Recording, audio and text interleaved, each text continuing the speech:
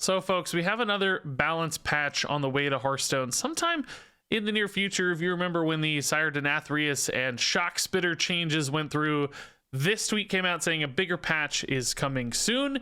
And I wanted to lock in some predictions for what I think Blizzard is going to nerf in this upcoming patch, now that we've had a little bit of time for the meta to settle in after the Denathrius and Shock Spitter changes. So for instance, a card like Prince Renathal, I suspect, is a pretty prime nerf target for Blizzard.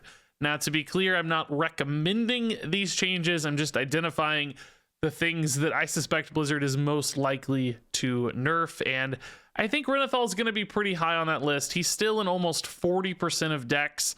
He's not quite as prominent as he was when Denathrius was better, because so many people could just build those pile of minion decks running Denathrius and Renathal, and that's kind of all you had to do to make a decent deck. Renathal's lost a little bit of favor since Denathrius got nerfed, but frankly, Denathrius is still getting played a fair bit, and Renathal's still getting played a lot. Turns out that 40 health is worth it. So I think Blizzard in one way or another will pull down the health bonus on Prince Renathal, because just nerfing like the cost or stats, of course, don't matter much for a card like this one.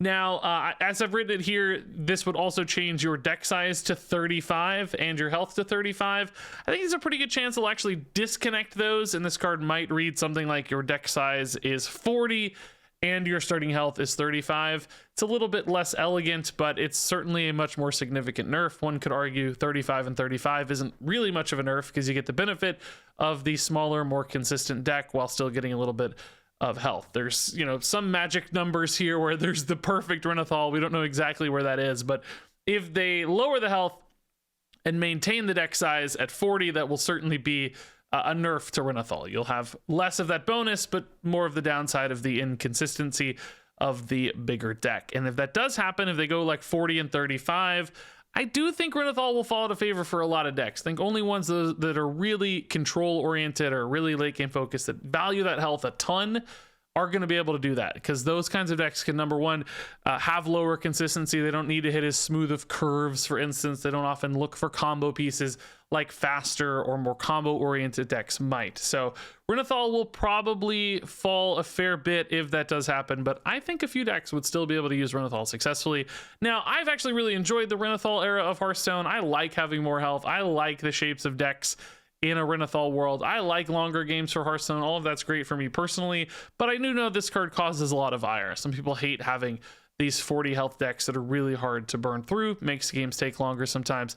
That is a downside for a certain part of the player base, and I think Blizzard's going to be unhappy that Renathal has warped the meta so much around him, much like Denathrius did as well. So I wouldn't be shocked at all if this card gets changed down to 35 health. So another neutral card that's really popular and prominent is Bran Bronzebeard, and it's already been noted that Bran is probably going to rotate at the next rotation, which happens in April, assuming a normal schedule. Cora already commented that he's up for rotation. His time is probably done. That said, that's still, 3+ months away. I think Bran's going to be a really prominent and often problematic card in those 3 months. So I wouldn't be shocked if we saw a nerf to Bran for now, and then when he rotates, reverting him back to 3 mana when he's in Wild or other formats like Duels or whatever. But basically a kind of stopgap nerf to limit Bran's influence a little bit in the meantime. They did this in the past with like Edwin Van Cleef. They nerfed him to 4, and then when he rotated, he went back to 3 or Legacy set or whatever he did. So I wouldn't be shocked at all if Bran got a little bit of a touch here, because Bran is in 30% of decks. He does some crazy big broken stuff. This card, anytime you've got like doubling effects in Hearthstone, that gets really scary. There are a few things in Hearthstone, 0 cost cards and doubling effects, that are always terrifying, and Bran has certainly enabled so many shenanigans and absolutely bonkers sorts of things that pushing him to 4 for now seems reasonable to me until his time at rotation, because clearly if they're rotating him, they're kind of done with Bran. What's it hurt for the next 3 months to pull him back on power level a little bit? They might. So next up is the third super popular neutral card. It's funny, I was just looking at HS Replay, right? Like, these are the top 3 neutral cards, which are very often the prime targets for nerfs. This isn't just me being lazy and picking the best 3 cards, but That's kind of true. And that's Astalor Bloodsworn, of course. So Astalor is serving as another great neutral finisher, much like Denathrius, and honestly in some ways an even scarier one, because you don't really have to build a deck for him. He just works all on his own. I mean, Denathrius, you didn't really have to build a deck either. You just had to run minions.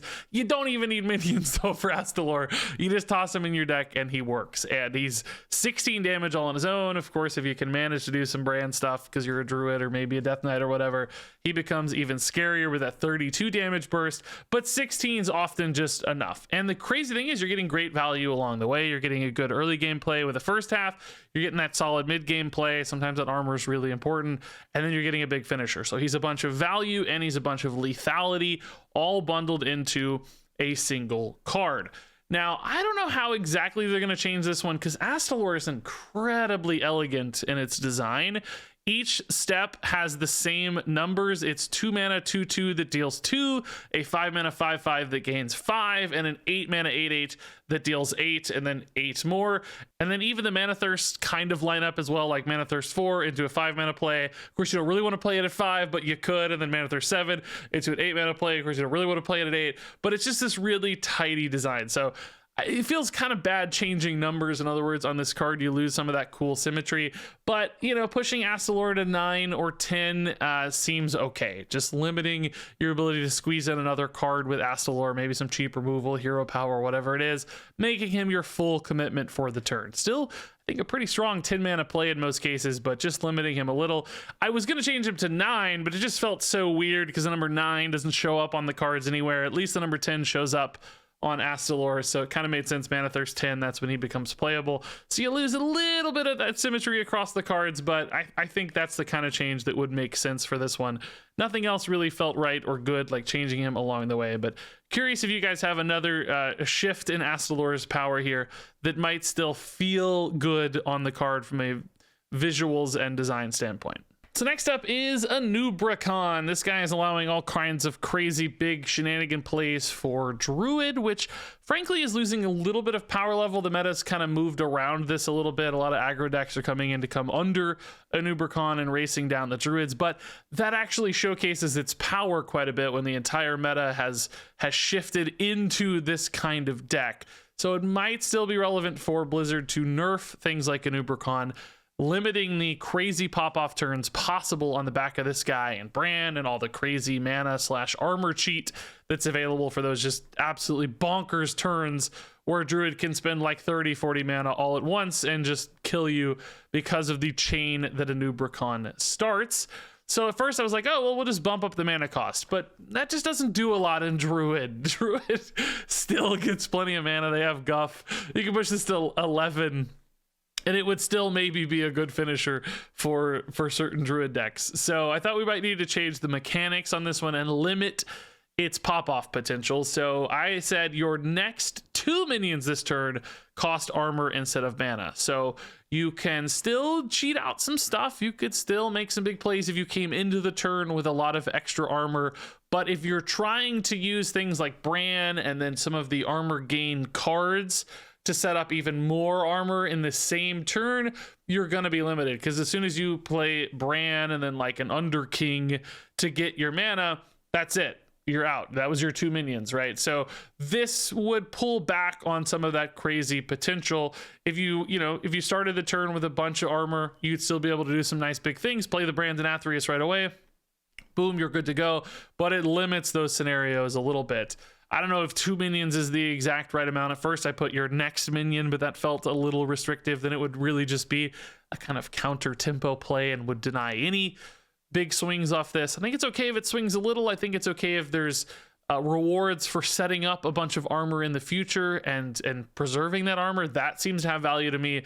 But that kind of empty hand dump or empty board dump, let's say, for Anubracon always felt like the problem. And I think this does limit that, pulls that power spike down while still giving this card some interesting angles if you're able to support it properly or maybe with future armor cards as well. So next up is Rogue, and Rogue's crazy because Rogue has 2 really prominent decks right now, both of which have these obscene power spikes in the early game.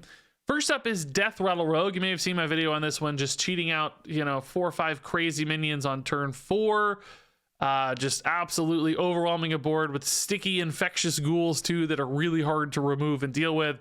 Just snowballing games into oblivion right off the bat because of sketchy information and the new card, Kobold guy, what's his name? I can't remember his name. His name is the Scourge Illusionist. This fella. These two in combination are pretty insane. So I thought it might be nice to push back the sketchy information to turn 4 so that you're delaying some of those crazy swings by a turn, giving more people time to get in under this. Notably also just spending your entire turn on 4 to do this is a big sacrifice. Like the later these things happen, the more likely your opponent is to punish all of your turn being committed to a single play. That said, with cards like Prep, you're still able to cheat this out early, so there are still scenarios where you can make the plays. I don't think this totally murders the game plan. It just makes it a lot harder to pull off consistently and probably delays it by a turn on average, which gives a lot of other decks time to find those counters, to find their own boards in the meantime. Now, of course, you could also just nerf the Scourge Illusionist. There are a handful of different ways you could approach this card. You could make it cost 5, for instance, so that it doesn't work with sketchy information. I even kind of think you could do something like set the cost of the unit to 4 instead of reduce it by 4, so that the Scourge Illusionist could be used for big Death Rattle minions. Like it could take a Moarg Enforcer that's 8 mana and set it to 4. So you can still cheat big stuff into play, but you couldn't cheat medium-sized stuff basically for free, which I think would really help this deck. So that's a different approach to take if you wanted to for the Scourge Illusionist. But I think something has to give in this Death Rattle Rogue deck one way or another, and those certainly seem like the 2 most prime targets to me. The other side of the rogue equation is the Miracle Rogue stuff with the Sinstone Graveyards and the Draka pop-offs, where you get these enormous stealth ghosts off the graveyard in the early game, like 9/9s, 11/11s, whatever, on turn 3, and then you get the Drakas that are, giving you, we saw a 13 attack weapon on turn 1. That's a real thing that can happen. And I think both Draka and Sinstone Graveyard are suitable nerfs. I picked Sinstone Graveyard here, namely because there's 2 Sinstone Graveyards in attack and there's only 1 Draka, so you're a little more likely to get ran over by Sinstone Graveyard. But I wouldn't be shocked actually if Blizzard went after both. That said, I didn't want to include both in the video. It seemed a little redundant, but pick your poison. You could maybe make Draka cost a mana more. Or you could go for the Sinstone Graveyard here. I bumped this up in mana, and I thought it was important to remove the stealth. I don't know why these need stealth. Getting a 10/10 early in the game is enough upside. If your opponent has removal, I think they should be allowed to use it. It just seems like it's adding insult to injury here to give these stealth. It just seems unnecessary. So both slowing it down and removing the stealth both seem fitting, just because this card can do so much crazy stuff. Like, yeah, if you get a 10/10 and they have removal, they've kind of earned it, right? Like, let them remove it before you get smacked in the face. So I think this is an important change. Those really early power spike turns drive people away from the game. They hate seeing that sort of stuff. I hate it too. It always feels so bad just watching your opponent play 30 cards and then doing something you just can't deal with on turn 3 or turn 4 or whatever it may be. So both pushing that back by making them commit more mana to the Sinstone Graveyard that's coming down a turn later, and then also giving you more opportunities to interact by removing that stealth, I think would both be great changes to Sinstone Graveyard. But I think you could also shift Draka as well. That is absolutely a fitting change too. Next up is Relic of Dimensions. We've got a couple different varieties of spell-based demon hunters that are kind of tickling the top of the meta, particularly among really highly ranked players. This is a card I don't know that would need too much of a change if you just looked at the kind of bottom portion of the player base. I'm sure this isn't too prevalent or powerful at lower ranks, but at higher ranks in particular, we've got Quest Demon Hunter and some varieties of No Minion Demon Hunter that are both using the Relic package to great success.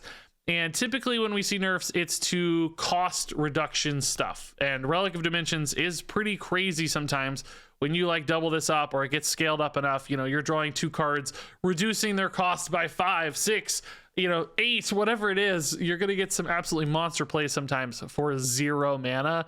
And that is always a problem in Hearthstone. That just constantly crops up as an issue. So making this a little bit more expensive, delaying some of those discounts by pushing this up to 6 mana instead of 5 mana would probably go a little ways towards limiting some of that nuttiness, like getting your Jace for 0 mana or 2 mana or whatever, and going absolutely nuts in these sorts of decks.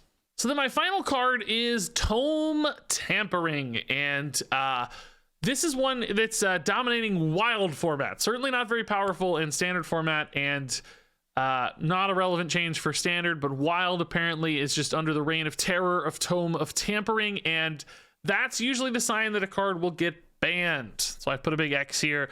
I don't know that there would be a balance change that would be fitting, because I'm sure Blizzard wants to retain the interest of this card in standard format. They just printed a bunch of discard synergies. If they like push this to 5 mana or something to hurt it in wild format, that would really kill its chances in standard. I don't see them wanting to do that. So a ban in wild is an easy solution that still preserves the card's identity and potential in other formats. So that seems like what they've done in the past.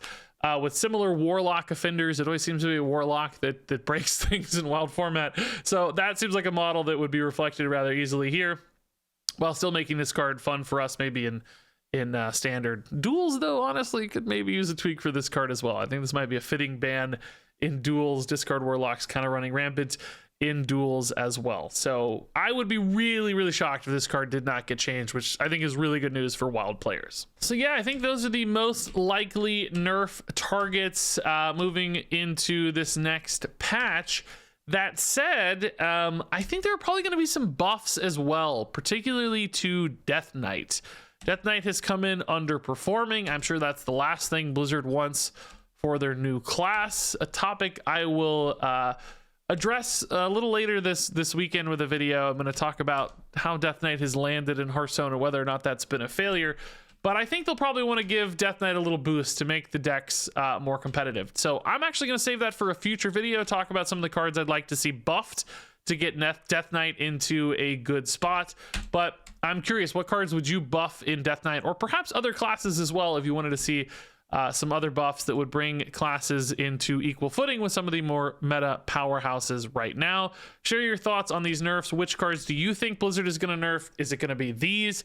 Are they going to change them in these ways? I want to hear all that and more in the comments below as always. But until then, thanks much for watching, and until next time, game on.